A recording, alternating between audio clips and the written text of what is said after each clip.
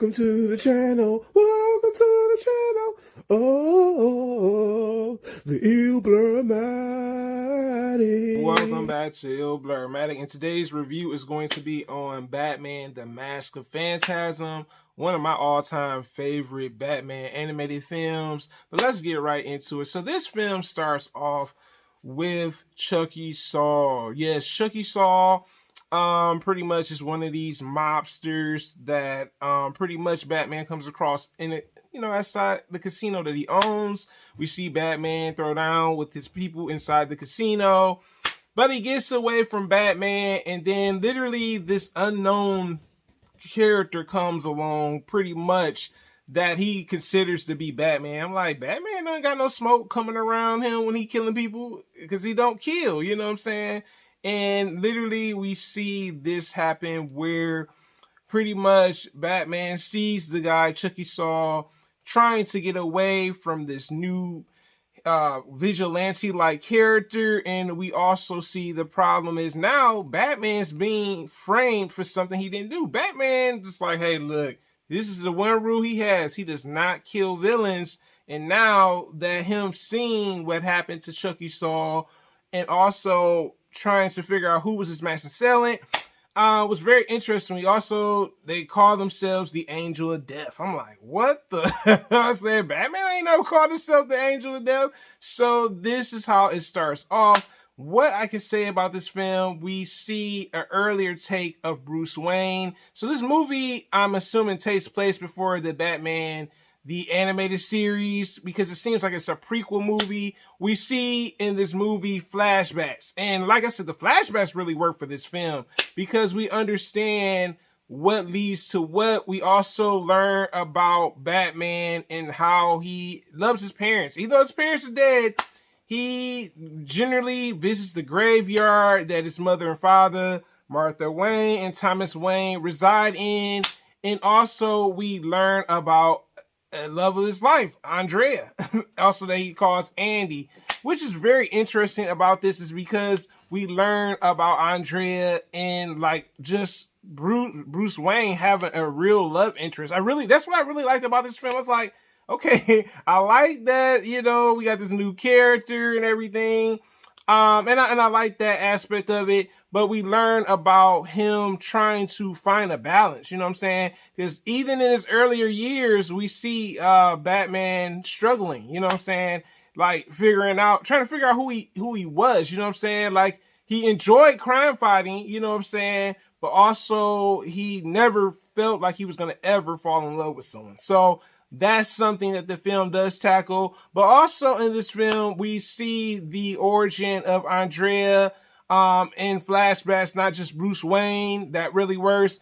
We see Andrea, and we learn about her father, Carl Beaumont. You know what I'm saying? Andrea Beaumont, Carl Beaumont. We also learn about how her and Bruce met. They met at the cemetery. She was visiting her mother's grave. He was visiting his mother and father's grave. And we also learn about these other mobster characters in the movie. We learn about pretty much Buzz Bronski, and we learn about Sal, also known as the Weezer. And we pretty much understand that these are the other people that has something to do with connected to Andrea's life, because they're getting killed off. You know what I'm saying? The first one, Saul, got killed off. Buzz Bronski was the next victim. And then you had Sal, you know what I'm saying? And then pretty much the last member, which I'm going to talk to you a little bit more about in this other part of this review. And pretty much the puzzle pieces start to fit together. Like this other character, which they call Mask of Phantasm, is taking them out left and right. I was like, dang. Like, we understand Andrea's frustration because in the flashbacks they show what went down. You know what I'm saying? Like, why she had a vendetta. You know what I'm saying? Like, it was kind of crazy. I was like, yo, like, she's polar opposite of Bruce. You know what I'm saying? Bruce, his ideology, he don't kill people that do wrong. Not with Andrea. Andrea's like, look, I'm gonna be Mask of Phantasm, also known as the Angel of Death, and I'm coming to serve you some justice, pretty much, because pretty much her father and her ends up running off to Europe. You know what I'm saying? And what I like about this film, we see that Bruce proposed to Andrea. I was like, holy crap! I was like, wow, I never thought we would see Batman propose to someone. I really like that aspect of the film. And also just the story, you know what I'm saying? Like two young lovers, you know what I'm saying? Bruce trying to figure out, does he want to do crime fighting and try to balance being in love with Andrea, which was probably a difficult thing.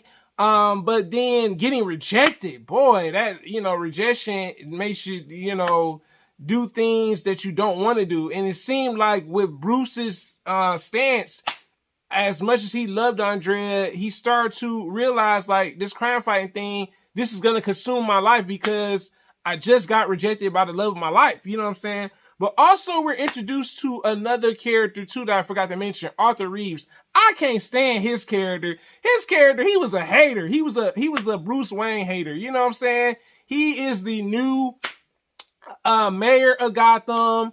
He can't stand Batman. He's pretty much the Jonah Jameson of the film. He just got a vendetta for Batman because he's like, Batman killed him. And we see that Commissioner Gordon, like, Batman don't kill people. You know what I'm saying? And we can see Commissioner Gordon's like on Batman's side. Whereas Arthur Reeves like, nah, bro, I ain't buying that, bro. I ain't buying that. And I'm like, yep, Arthur. And also, Arthur is the one that put the hit out on Andrea's father, Carl Beaumont, to get killed. But let's talk about the last, the last hitman. The last mobster was the most dangerous one. And it was interesting how Bruce Wayne found out, he had the picture of Andrea and her father and the other crime bosses. You know what I'm saying? But the last one, boy, he was the most dangerous one because he didn't talk. You know what I'm saying? Like this one, he just, he was the quiet, silent one. I'm like, uh-oh. And I remember, like, when I saw, I was like, something's not right. He's probably the most problematic one. And who is it other than the Joker? I was like, holy crap. And the thing is, with the Joker, he was the one that we saw in the flashback in this film, with Andrea, getting away, going to Europe. And when she comes back home, he's the one leaving out the crib. And he's the one that actually killed Andrea's father. Sal is the one that hired the assassin, known as the Joker. Yes, Weezer. They also call him Weezer or Sal. He's the one that did it. But Arthur, I can't stand his character. He's the one that pretty much found out where her father was because he needed some money. So he's a dirty mayor. He's a corrupted mayor in this film. But I did like when he pretty much, when Andrea tries to kill Sal, I forgot to mention, she is outwitted by the Joker. The Joker pretty much like, Sal like, yo, Batman's killing all our old buddies off. And he's like, I don't think it's Batman. I love Joker just like saying, Mark Hamill's voice performance is incredible in this film, but also Kevin Conroy that plays Batman. That was interesting. But yes, it was interesting that she was too late. That was the only one that she didn't kill. I was like, yeah. But also in this film, we see that the Joker pretty much, getting prepared to kind of like know that Andrea is the Mask of Phantasm. But also we see Bruce getting away from the police force. The police force pretty much are like literally saying that, he did these killings, and we all know Batman don't kill. Okay, that's his one rule. He don't kill villains. But also we see that Arthur Reeves pretty much confesses that yes, even though the Joker got to him, he's like he's laughing and he's just in a state, in a laughable state, and literally he confesses to Batman that I was the one that got the money and put out the hit for Carl Beaumont. And I was like, yo, and she had nerve to be in love with him? Oh, no, girl, you tripping. You tripping. You need to go back to Bruce. Bruce would have never did you like that. You know what I'm saying? But it was, this film, like I said, definitely had, it was interesting because we learned about Bruce having a true love, but also we learned about Bruce never thought he would find real love. But also the ending was probably the most touching ending. Like, literally, we see Bruce and Andrea, also known as Mask of Phantasm, and Bruce, also known as Batman, are at the place that where they originally had their date at. And what I like about this is we see like Andrea fight off the Joker for quite a bit, and he's like, Smokey?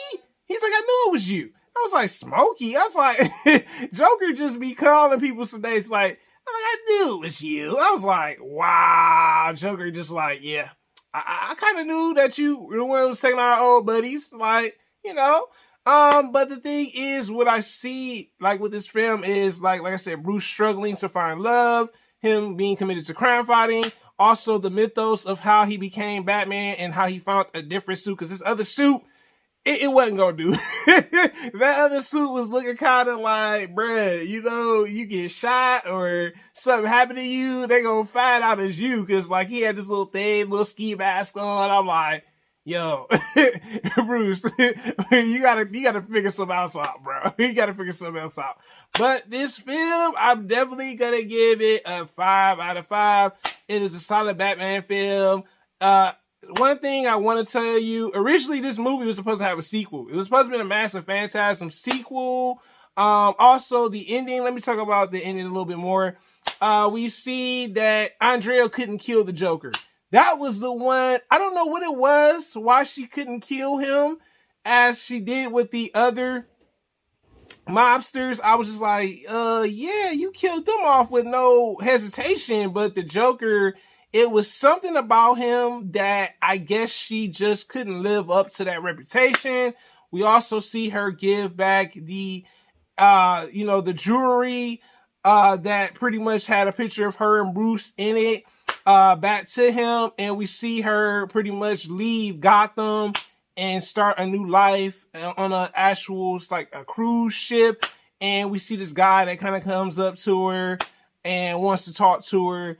And that's how it ends. Literally, I was just like, this film was phenomenal. Like, Batman, like, I like like I said, we got an origin story of Batman. We got an origin story of Joker. We learned about Andrea's character. We learned about Arthur, which I could not stand. I did not like his character. He was a Batman hater. But other than that, this is your boy Ill Blurred Batty. Thanks for watching. Thanks for commenting. Thanks for supporting. Thanks for liking. Until next time, guys, I'm out.